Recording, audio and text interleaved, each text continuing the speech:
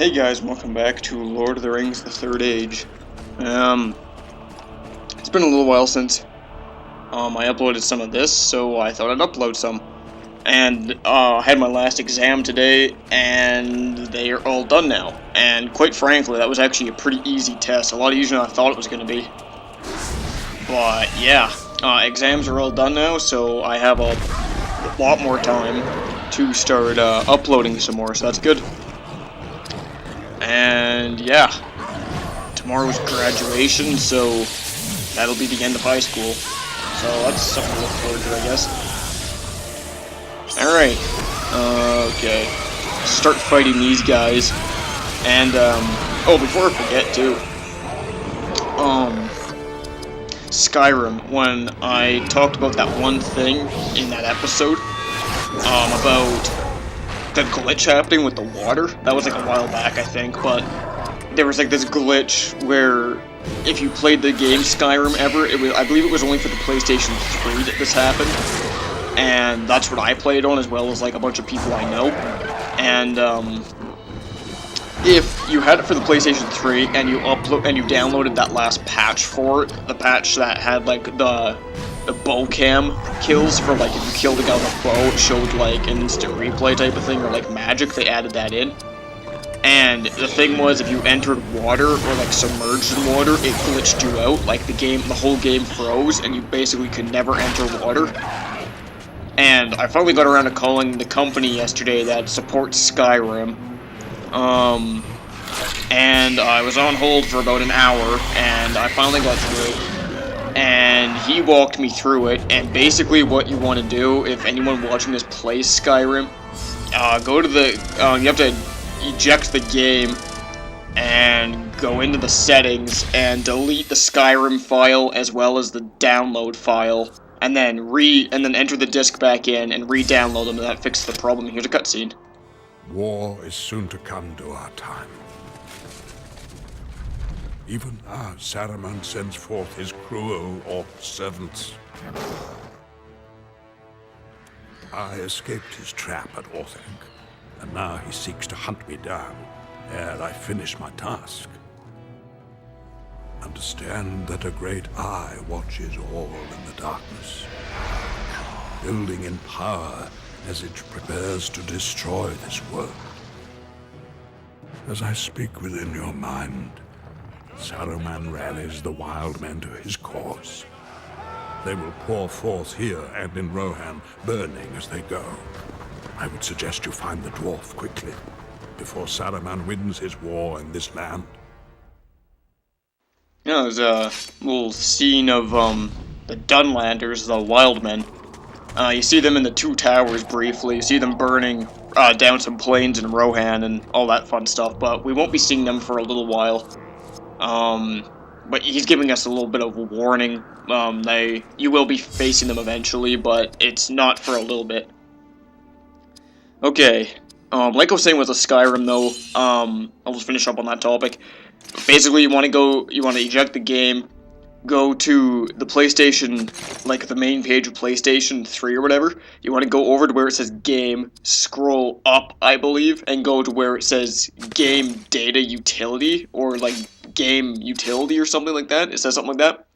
You want to find where the Skyrim logo is. There's two of them, one on top of the other one. You want to delete both of those, and then wait for it to delete, and then put the game disc back into the PlayStation 3, and just let it re-download all of that, and that totally fixes the problem. It actually worked, so it was actually a lot of an easier fix than I anticipated it being, so that's actually really decent. Also, another thing with Skyrim is that that new DLC for Dawnguard's coming out with the vampires and dudes who kill the vampires. It looks pretty cool. But that's enough of that. Let's get actually back into the game here. We're in this dark, demonic-looking forest here. Luckily, we just found a safe post back there, so that's pretty convenient. Okay, let's see what's up this road here. Possibly some more orcs. Let's loot somewhere else. It's cool. Let's see here. Okay, there's a chest. Another save post. Wow. That wasn't actually that far ahead from the other one. Oh well, might as well use it. Okay, there we go. Cool, cool. And yeah, a decent movie I actually saw the other day was on Netflix, actually. I hadn't seen it, like, ever, but it was actually pretty decent. It was Kick-Ass. It came out, I think it was, like, last year or something. Ah, fresh tracks. The dwarf came this way. He is heavy for one so small. I'd be careful not to say that around him. Quiet! Both of you. I hear something. Well, Ranger, it's about time.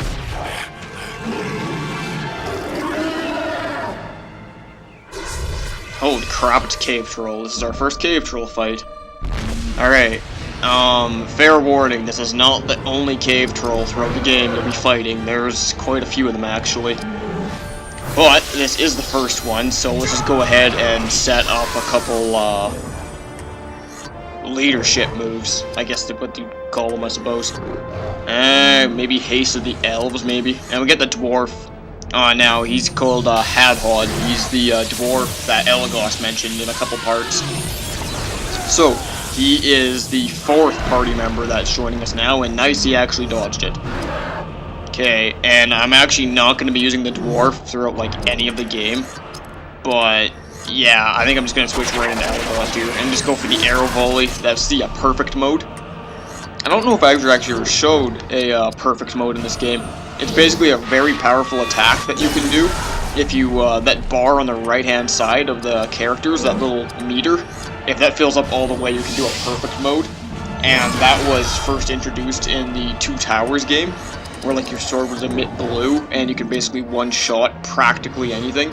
But in this game, it's just a really powerful, very powerful attack, I guess, is what it would be defined as, I suppose. But that did actually a crap ton of his damage, so that's really good, so it should be pretty smooth sailing from here. And luckily with that company might, I'm doing way more damage to him. Not to mention my characters are all, like, way faster than the Cave Trolls, so that's actually really nice. And he's already dead, wow.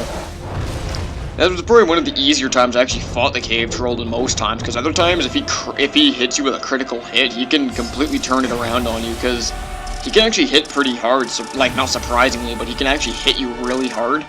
But I think I got lucky with a lot of the dodges there, which is actually really nice. And behind the Cave Troll, there are, 3 chests by the looks of it. This dwarf who joins your company heralds from a people who hold themselves apart from other races. But they are a race that feels deeply, and when deciding upon trust, their friendship lasts many lifetimes. I have met a few of these stout fellows in my time. They appear small, but are not to be trifled with.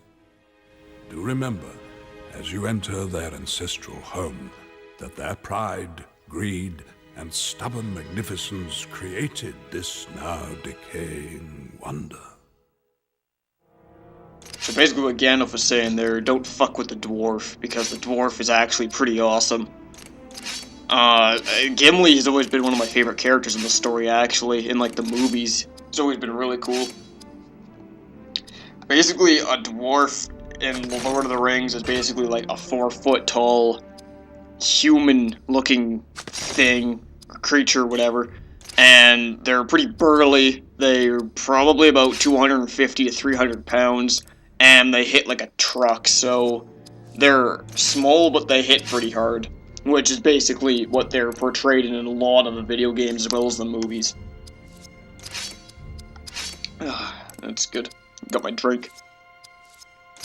Okay, might as well level these guys up a bit with the stats here. Not gonna be using Hadhod like at all, so I'll just put those things practically anywhere. Might as well just make them stronger, I guess. Okay, got some elf medicine. That's always convenient. I think that was 2 bags of the old Toby. Fresh ales. And I believe that was all that was there. Okay, continue up the path. Troll's dead. Killed a couple orcs earlier when I was talking about Skyrim, but we've already seen that like a dozen times. And another save post. Let's go ahead and save, because let's not fight that troll again in case we die.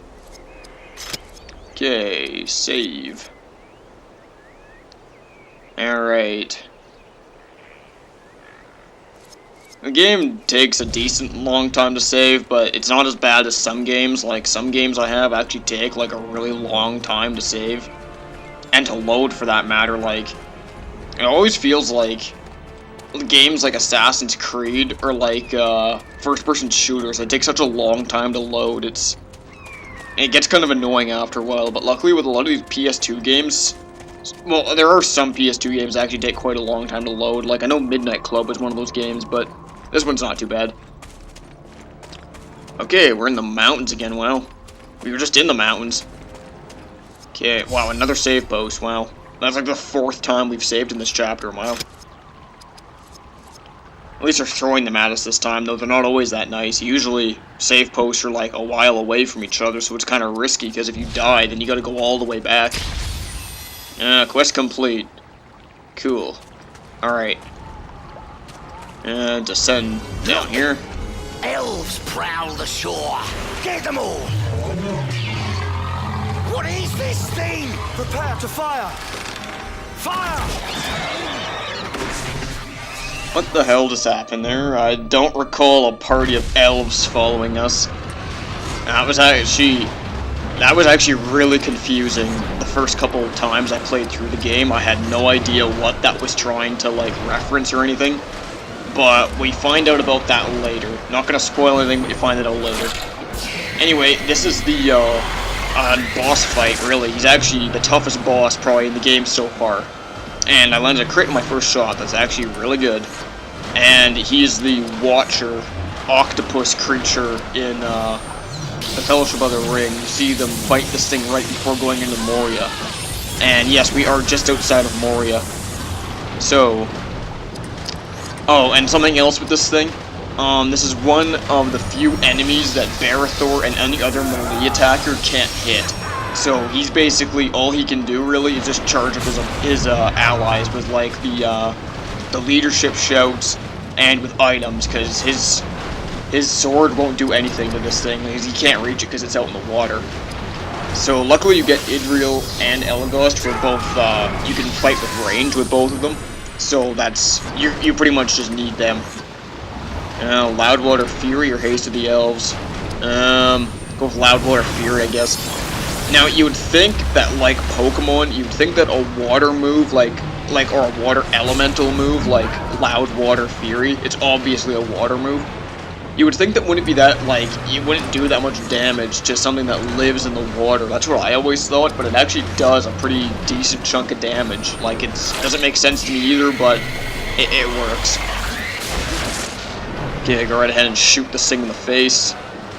And this thing actually has quite a bit of HP, so you got to hit it relentlessly, and you have to restore action points. It'll probably be your main concern with this fight, because it's so long. You're gonna want to replenish your action points, like probably just with Barithor, really, because it's not like he can do much else. I already charged up my guys with a couple company mites, so that's basically the most that Barithor will serve in this fight. All right. Let's see here. I can't quite read the little font at the top, but I'm just scrolling through the items here. There we go. Yeah, restores a bunch of action points to the party. That's decent. Tentacle Whip.